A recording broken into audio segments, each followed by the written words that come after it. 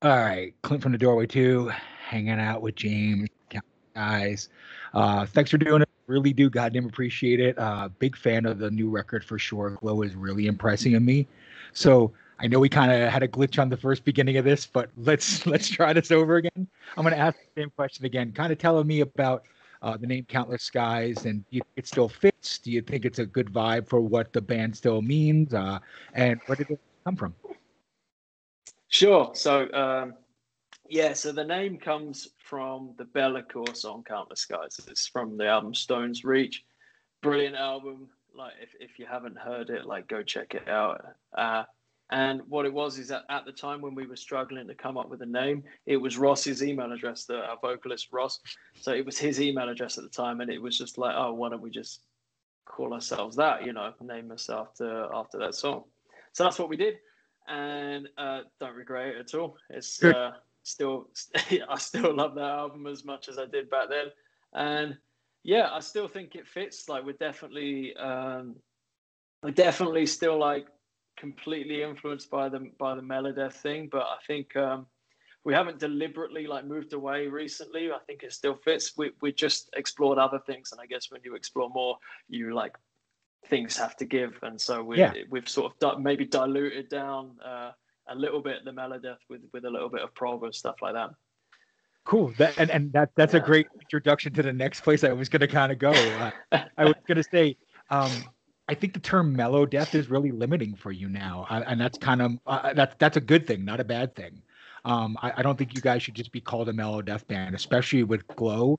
I hear a lot of uh, maybe it's just me and I'm insane and like like but I hear some folk elements. I hear a lot of prog elements. I hear even kind of maybe psych rock or more like like things like because uh the impressive thing to me on this record is the strong mix of death growl and clean vocals, and it's massive in a really beautiful way. Like it jumps back and forth in the most awesome of manners, and mellow death bands don't really do that anymore. I've noticed they kind of compartmentalize themselves. So I kind of wanted to ask you a little bit with Glow. Do you feel that maybe you're moving away from that mellow death sound, like you said, more into a proggy or more kind of a experimental genre? Yeah, I mean, MeloDeath is like melodic death metal, which Yeah. I like personally. I think that like really fits. We're probably more melodic than we've ever been, but we've still got like some aggression. Um, but yeah, I know what you mean. Like, you can easily get like pigeonholed into this is what MeloDeath is. Oh, you don't fit this anymore. But I think people just have to be a bit more open minded. And you're right. Like, I think there are so many more influences, and we've maybe explored a little bit more. I heard you mention Kansas in Yeah. the review, and I actually don't listen to that much Kansas. But after listening to your review, I thought actually maybe I need to check out some Kansas because yeah, and you're right. Like, maybe like Psych. I mean, I listen to a lot of Pink Floyd, like an early Pink Floyd is that psychedelic kind of Yeah. thing, and then especially, I mean, for me, it's like Genesis is my like they're like my go-to prog band. Sure. The era like the Peter Gabriel stuff in the '70s, and then moving forward, like even in the '80s, they were still writing long songs and Yeah. really exploring different sounds, and that's sort of where we're sort of going. We're just sort of having a lot of fun exploring different territory, but still keeping it melodic and still keeping it like Yeah. death metal. Yeah. Oh no, awesome. Yeah. And that was kind of like that's funny because that's kind of the thing I was going to talk about is I hear a lot of early Genesis. I hear a lot of Kansas. I hear a lot of King Crimson even. Like I don't know if you've ever really listened to King Crimson, but like especially in the vocal and guitar melodies that you have when they become more polished, it reminds me of that proggy King Crimson kind of vibe, which is really awesome. But yeah, you're still a death metal band. I'm not saying like I wasn't taking that away from you because that's the two mixes that I really love. But it's cool that the Peter Gabriel thing you said before I even said it because I was going to kind of ask you about that because you can kind of hear that late '70s Genesis, Kansas kind of King Crimson Mm. vibe all buried into everything else that. So the next thing I kind of want to ask is, when I listen to both your records, I hear a lot of Dan Swano influences. So like Edge's Sanity period, Dan Swano. More like first two or three records, like right before they start doing like the Afterglow record or something like that, where they do this amazing Manowar cover on one of their records, and you guys, I think you guys could do an amazing cover of it as well too, just because there's a very similar kind of vibe to it. But I want to see if like maybe Edge of Sanity was a big influence to you guys at all. Probably not a conscious one, but like especially like late teens, we were listening to a lot of Edge of Sanity, and it probably had an influence on us. Like obviously, like writing a lot of 20-minute long song. Yeah. You know, for me, that was like, I want to write Supper's Ready. You know, like that's what I want to do. I want to do stuff. But like, it might have been a bit scary if it wasn't for albums like Crimson 2 that already sort of broke the way into that. It's MeloDeath, but it's a 40-minute song. Yeah. And I think, and at the time, we honestly like we get compared to Insomnium a lot. And at the time that we were writing, we thought, right, 20-minute long song, this is what's going to set us apart. And then they go and write Winter's Gate, release that like as we were writing Glow. And I was like, oh, well, okay, we just got to, you know, hopefully the sound of it will like help people to sort of get us out of that, the shadow of Insomnium, because it's obviously I love Insomnium, like no doubt. But yeah, getting compared to them a lot. Yeah, it means you sort of want to find our own identity in that, and you know, I think bringing in other influences, and before you said like folk and prog and stuff, like the bands, the metal bands that we're influenced by are also using elements of different genres. Like, you know, you listen to Opeth, there's some like prog and stuff, and a bit of folk, and so when we're using a Mellotron, yeah, sure, that's a bit weird, but maybe it's not as original as like we thought at the shows. I'm thinking Mellotron, 70s prog, but really there are bands who are doing it now. And it's just because of the scene that you and I like. So you have to understand, like, it is such a microcosm. There's like, yeah, we think there's a lot of bands, but there's really only 5 or 6 or 7 of them really doing it. So in the world, when people like, so here's the greatest compliment I can give you guys. So I played the record for one of my like closest friends I work with. We go see shows. We're into the same kind of music, and he was completely and utterly dumbfounded with the clean vocals as dominant on the record as they were, and that they work so well, because he's one of those death metal guys that really says like too much clean vocals makes it a metal record. It doesn't make it a death metal record, you know. But he's so way it work. So you kind of on the record now where people are like, wow, this works so much better and than they thought it was going to be. And the more diehard death metal kids are kind of going over to your. Oh, I think you froze. Yeah. There's something wrong with the connection. Let me try and let me turn the if I turn the.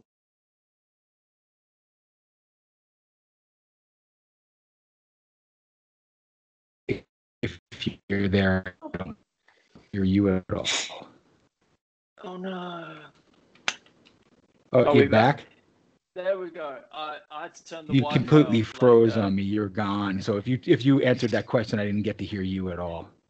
No, I don't think I heard the end of it. You said you were playing the music to a guy who thinks that too much clean vocals makes it a metal album, not death metal. Then my Wi-Fi went haywire. So yeah.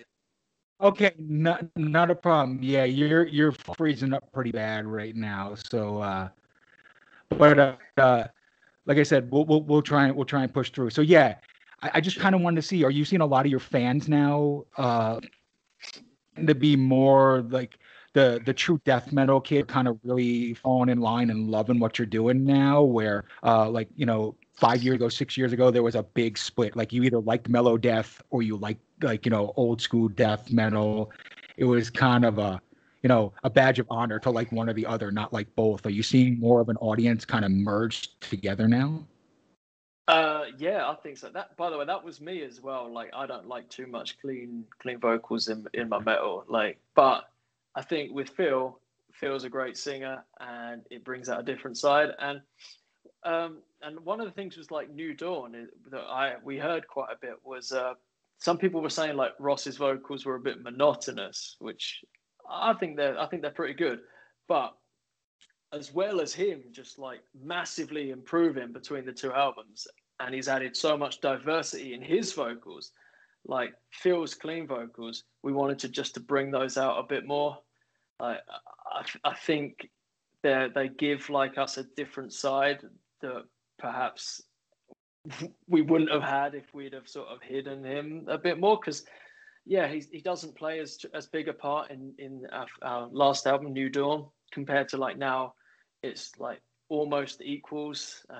He's singing a lot more, and in every song as well on this album, I think, which we didn't have last time. Okay. Yeah. Cool. How's the connection, by the way? No, Is awesome. right? That's cool. So the video's kind of fried, but it's cool. I can hear you, and that's really what matters. So Sure. we're gonna keep going through on it. Yeah. Yeah, I just think it's the world today, and everybody's on the internet. So yeah, but everyone's at home. Yeah. So I know you're not the vocalist of the band, but I kind of want to ask a little bit more on the vocal side, and I'm going to go into other things. So I hear a lot of like Devin Townsend and like Asan from Emperor in the clean versus growl dynamics. Were they focal points at all on what you were doing, or like I'm trying to paint a picture for the listeners that haven't heard the record, because these are all the kind of different artists that I hear while I'm listening to your record, and that's why I'm trying to like give them the picture of how diverse the record really is. That's interesting. Yeah, I mean, Phil has that's his natural voice. Like, yeah, it does sound a bit. Oh my. I'm really sorry about this, but my mum is calling me. All right. Okay. Can you still hear me though? Yeah. I can hear you, no problem. I'll call her back later. Yeah, that's so rock and roll when your mum calls in the middle of an interview. But yeah, good. No. Yeah. So like Phil has that's his like natural voice. It does sound a bit like Devin, and so like when it came to writing this album, it was like I've heard that, like Devin do something like this. Let's see if Phil can like match what I'm hearing in my brain for this particular part. And then in most cases it was like bring him in and then be like, well, we kind of like, I kind of want this or maybe, and then he would, a lot of the time we didn't have a specific, and he would just like whoa and just like knock it out of the park every time. But that's weird. I haven't heard like people comparing Isan before, but no, that's fair. I mean, I really like that guy's music right now, and I guess maybe what he because he gets the guy from Leprous, they need to do a lot of clean vocals on his stuff, so maybe that sort of contrast is kind of comparable to us, maybe. Yeah. Yeah, good. All right. So I also hear elements of post rock, and I kind of want to talk about that for a second. Specifically, like Russian Circles and Caspian and a little bit of Mogwai for the dynamics that you do. Has post rock music ever been an influence for Countless Skies, or like I said, or is it something that just kind of merge in with all the sounds that you're doing? Yeah, no, it is, but I think it's something that sort of came in more towards the end. So some of the parts that were written later on, especially stuff that Ross has written, that was like very much influenced by like post metal and stuff like that. I think as well, most of us are like really in love with reverb, so we get some tremolo picking going on, a lot of reverb, and it's just that really like nice, like it's almost like cookie cutter. It's like tremolo, reverb, lovely. And then, so that's sort of, maybe it does sound, it wasn't like yes, we're going to go post-metal, but it was something that came in towards the end. And I think we've still got like a lot of room there that we can explore a bit more. Yeah. No, I agree, but yeah, it's definitely just a taste right now. That's why I'm saying, but you could definitely hear it coming, and that's very cool. So I want to talk a little bit about the guitar tones because the it's it's the heaviest, cleanest guitar sound that I've heard in a long time, and I mean that in the best of ways. Like sometimes death metal, when they try and have big death metal guitars, they get too dirty. I really love that you can hear every note and tone. When you were in the studio, were you trying purposely to be able to have that big dynamic, but keep it in more of a clean kind of tone? Well, no, it wasn't that we weren't going for it. But what happened was we did all the guitar recording here in this room. This is like my Okay. kind of home studio thing. So we just like DI'd through an Axe Effects, and then Ah, yeah. So what happened? We DI'd through the Axe Effects, and then later on, Yuho from Sound Spiral. If I mean he's done work. Yeah, yeah. check him out. Swallow the Sun. You know he's worked with like Wolfheart stuff like that. Yeah, fantastic guy. He reamped it, and to be fair, like the rhythm guitars that we recorded here, I really butchered the tone because I was just like Axe Effects, and then like I dragged in the signal chain that we use live, just like a PV head, whatever it was, like a 6505 plus or Yeah. whatever, or an equivalent, and then a cab, and then was like yes, and it sounded terrible because I wasn't using the preset and I don't know what I'm doing. So when we were recording, rhythm guitar sounded terrible, and then when we got it back from you, I was just like, oh my god, like this is what it's supposed to sound like. Cool. No, that's cool. No, so yeah, so whatever was done, whatever magic on the back end was done, it's phenomenal. Like it's one of the best guitar tones I've heard on a MeloDeath record in a really long time. So kudos, my friend. Like to everybody who played a guitar note, played a bass line, they're warm and full. They are really good. Um, and so I want to talk a little bit about song lengths too, because in the 21st century, the attention span is shrinking, not growing, except in metal. Like, I almost just want to say, like, that's the polar opposite.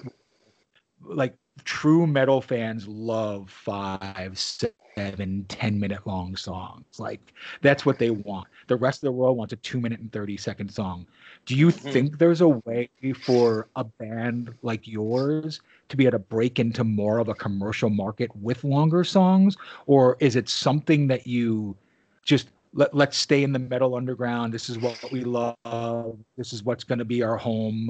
Because I really feel like that you could break to a bigger audience, especially with what you're doing now. Well, thanks. But it's not something we've ever like consciously thought of. Like we're going to write a song that's going to appeal to loads of people, or it's just like let's write the best music we can. I think you're right. Like attention span has sort of gone down. I mean, like back in like the 60s, I mean, Beatles songs were like 2.5 Yeah. minutes long, and then we sort of, maybe we went through a period where pop songs weren't as short as that, but then now it has like come back down. Anything like in the charts is just like verse hook, Yep. whatever. Like, but I think metal fans have like always had that like, I don't know, appreciation for like songs that meander, and I think take you somewhere. When I think about like my favorite songs, they're normally long songs. Like, I mean, A Change of Seasons, Dream Theater.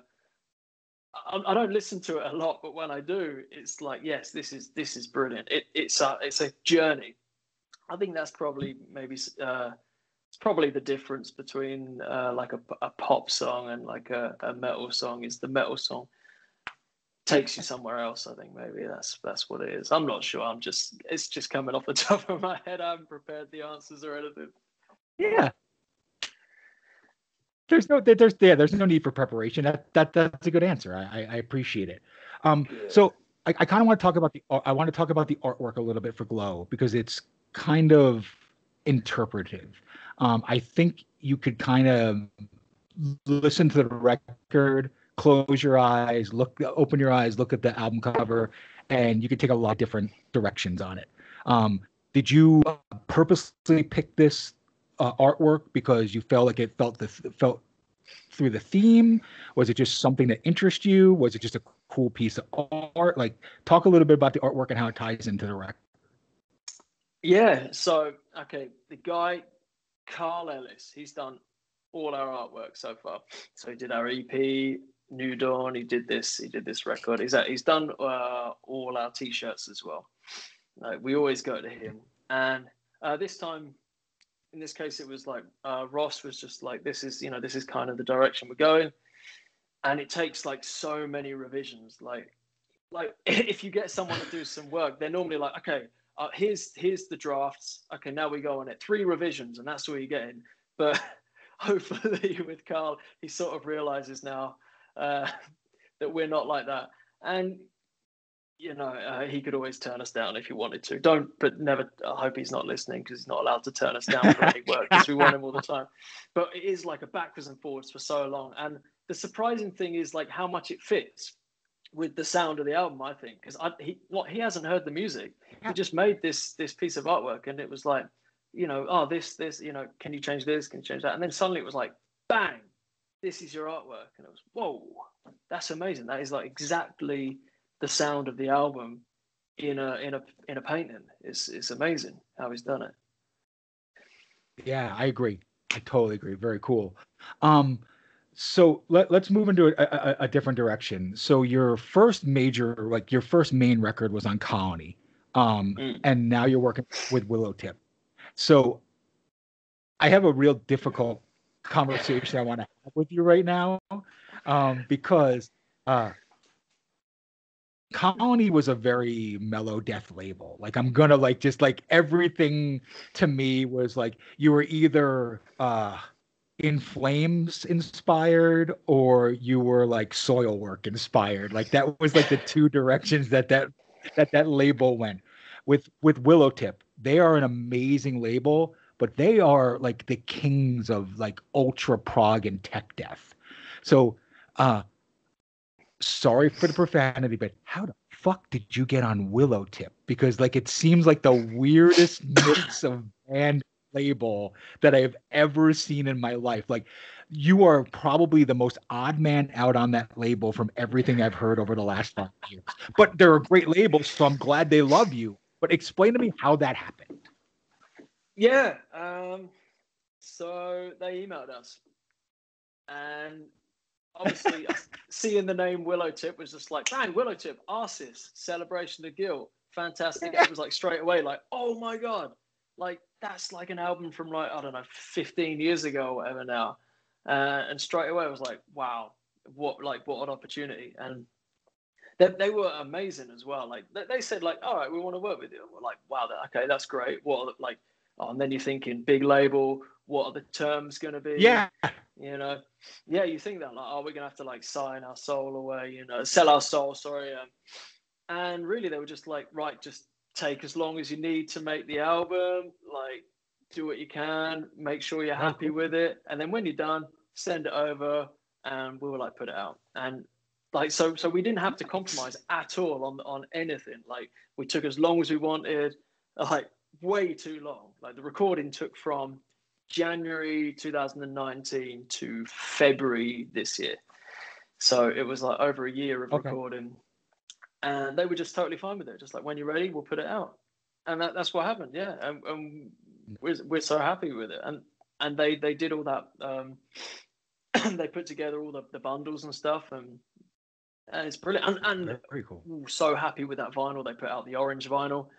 Man, can't wait. Which just sold out, which is like incredible. I can't believe we sold out of them. But yeah, as long as there's awesome. Like a copy. Yeah, as long as there's a copy for me, I don't care that it's sold out. Like, that's fine. Cool. Yeah, I've heard nothing but good things from other bands that work at Willowtip too. So I was just kind of wondering what your interpretation was of them. And yeah, they seem like the biggest, smallest label like in the world. So that's what everybody kind of tells me. Like, yeah, they're legendary. They've done all these records. you can call them or email them at any time, and they're super responsive. So like that's awesome. Yeah. I'm really glad to hear that. No, So I kind of want I kind of want to sorry, ask, I'm interrupted. did Colony fold? Did you just did, oh no, you're fine. You're fine. So did Colony fold? Is that the reason why you went to Willowtip, or did you just not see eye to eye? Because I haven't seen many records from them recently, so that's why I'm asking. No, you're definitely putting me on the spot here. No, it wasn't a bad thing. Like we managed to go out there to Italy and see him a couple of years ago, Lorenzo. I'm not sure what the situation is now with Colony. I don't really know, but it wasn't a case that it was like we need to get rid of them. It was more of a case of like Willowtip came along. We didn't have a deal with Colony. It wasn't like we were breaking a contract. It was like we did the album. We were happy with how that went. And then Willowtip asked us if we wanted to work with them. So it wasn't like we didn't dump them or anything. Cool. We were single at the time. Maybe you could say that. Yeah. But cool. But Willowtip are incredible. Like from what you were saying about how approachable they are. Like we put in a massive merch order ourselves because they're sort of covering the merch. We didn't have to put any money in or anything. And we put in this massive order and they said, oh, your order's too big. You're going to have to give us some money for shipping, additional money because your order's so big. And I said like, hey, like it's James from Countless Skies. Like here's the money you wanted. But like you could, maybe you could just give us like that bit of shipping for free, because we made the album. And they were like, oh, why are you ordering merch? We'll give you stuff for free. You're the band. We were like, oh, yeah, I wish we'd have had this conversation like a couple of months ago. But yeah, they were so nice about it. Just like, we'll just send you loads of stuff and thank you. Yeah, it's our own stuff, but it was really nice of them to send us free copies. It's cool. That's awesome. Very, very cool. So I want to talk a little bit about the instruments outside of guitars and basses on the record because from what I'm reading and I can hear, there's lots of kind of piano and cello elements and like string arrangements. Was that always a thought process for the new record, or did you kind of like in the middle of writing it or creating it think, hey, strings like this would be really good, or piano arrangements like this would be really impressive, or choirs of singers would be like really a good idea? Like, kind of talk to me from like the beginning inception to where that kind of became into an idea. Yeah, so it wasn't like we were writing the songs for those parts. It was, we didn't want the songs to sort of rely on these additional instruments. It was more like, so when we were writing some of the pieces, yeah, there's a piano bit there. That's how it's going to happen. And we really felt like it would benefit to have some of those instruments played by real people. Piano, especially cello as well. Like so we got a guy called Marcello to play our piano, and he was someone who was in our band when we weren't Countless Skies. So when it came to this, we were like, "Do you want to play piano?" He agreed, and that was really cool. And the cello was by Ariana. She has a stage name, or she doesn't use her real name. So I can't remember what that name is, but you'll be able to find her. If you look for her, you'll be able to find her. So she's played. We've been on like the same lineup with her a few times. She played with Resin at Bloodstock, and she was with Stonebearer, I think, at Warhorns last year. So yeah, we knew her for like a few years, and so we thought, yeah, cello would really benefit from having an actual cellist playing this part. Let's get her in. And it's a shame, like we don't have like a tens of thousands of pounds that we could get every instrument played by a real person. But I think we got the key ones down. Yeah, very cool. Awesome. No, that's great to know. So what does the future hold for Countless Skies? Are you going to try and I know in the UK you just got locked down again. I know the world is not a great place for anybody right now, but are you going to try and do some shows next year? Is that the game plan? Are you going to record another record? Like what's the game plan for 2021? Well, we've been taking it easy a little bit because, well, one, we're locked down, and two, we've just like worked really hard on putting this out. So we have like taken it easy, had a nice little break. But we've got some shows booked for next year. So there's one early on in the year down in Plymouth, and I'm really hoping that will happen.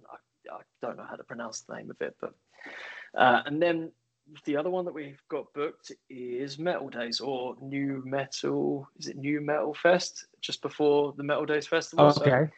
fingers crossed we'll still be playing those. But like we're really it benefits us a lot that we're not like a big band who make our living off being a band. So a lot of bands will be struggling right now because they can't go out and play, and we're lucky that we all have sort of 9 to 5 jobs as well as what we do. But Yeah. we're not like booking shows at the moment because we don't know what's going to happen. But we're really trying to get a live stream going because it's something we can do, and it's a way that we can play the new songs. But other than that, we're probably going to start writing pretty soon, but take it easy, like not rush it. Just take our time with the next album, but keep it constant so we hopefully don't have 4 years between albums again, like the last ones. I got you. That's awesome. So I guess I got a couple more for you, and then I'll let you go. But the next question I really have is live versus studio. Is there a drastic difference in the band's sound? Do you try and emulate the record? Do you try and do different things live? Like, if someone is to see you versus listen to the records, what would you say the major differences are? And it's definitely like we don't use a lot. Well, we don't do guitars on backing tracks as well. So when you go see us live, like obviously it's not going to be layered as much as the album. What you're hearing is what's there. We do have backing tracks with the things that aren't there. So the orchestration, stuff like that, the keyboards, piano. But I think the main difference is like our albums. I think they're quite serious. But when we're playing, we do really enjoy it. And I think you can see that like we are enjoying playing, and there's a different energy to when you listen to it on the record. So it's like I don't know whether one's better or not, but it's just different. It's two different sides, definitely. Okay. No, awesome. So playing off on that, is there any bands that you would love to be able to collaborate with or work with to be able to make an interesting mix creation, things along those lines? A lot of bands do a collabs now, so I'm kind of wondering if there's a band that you'd like to kind of maybe partner with and try something interesting.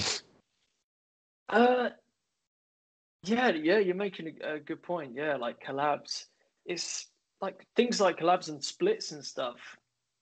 Like I don't see a lot of people in like melodic death metal doing those. There's a lot of people doing them, but maybe not in our sort of realm. But I don't know. I really enjoy like there are a lot of bands that we've played with who we just like have a good time with, and that would be nice to do. Like particularly a band that are from near us, like I think Essex, called Raise the Void. They're like a 5-piece band, and they do like progressive melodic death metal with like a little bit of thrashy stuff. It's really good stuff, and I think our two sounds would probably sound really good together. The first time we played with them in like 2015, beginning of 2015, I think, and then we've probably played with them like most years since. We've played with them quite a few times. Yeah, they just seem to be like one of the bands that's like, yes, if we fit the bill, they'll fit the bill. Amazing. Cool. Awesome. No, that's great. So the last question I normally ask everybody is kind of one that either gets me really odd responses or, oh God, why did you ask me that? Or this is probably the most difficult question I've asked. If you could have any band take one of your songs and make it their own, who would it be and why? Ooh. God, that is weird. That is a tough question. Any band taking one of our songs and Yep. make it their own. You know, you should have sent this one through before. That is a tough one. Nope. You know, that's why I do this. maybe someone massively proggy doing a cover of Glow. I don't know who though. Okay. What sort of prog band would do that? Let's say early 70s Pink Floyd covering Glow. That's what I want to hear. Nice. Sid Barrett going crazy, playing some crazy bass lines on it. That's it. Awesome.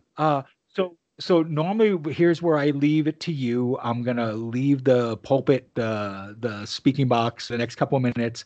Talk about whatever you want. Talk about the band. Talk about what's going on. I want to let kind of the hundreds, if not thousands of people, because I'm not very big either, that are going to watch this, they're going to watch this, know a little bit about you, the band, and kind of your thoughts and ideas. It's just always a really good way to interact with the people that are watching this. So I'm opening the floor to you. Talk about whatever you like. Oh, okay. Thanks. Well, there's not much going on with us other than Glow. So I guess all I can ask is that if you haven't heard Glow, please go out and give it a go. Hopefully you like it. If you do, check out our other stuff, but start with Glow because it's definitely like our best work. And there's not really much else going on with any of us. We're all just working and taking in some of the really positive feedback we've got from the album. It's been kind of overwhelming. We weren't expecting like this many people to have listened to it, or the number of people reviewing it. So that's been awesome. And yourself, your one really stood out. Yeah, it was nice to watch that.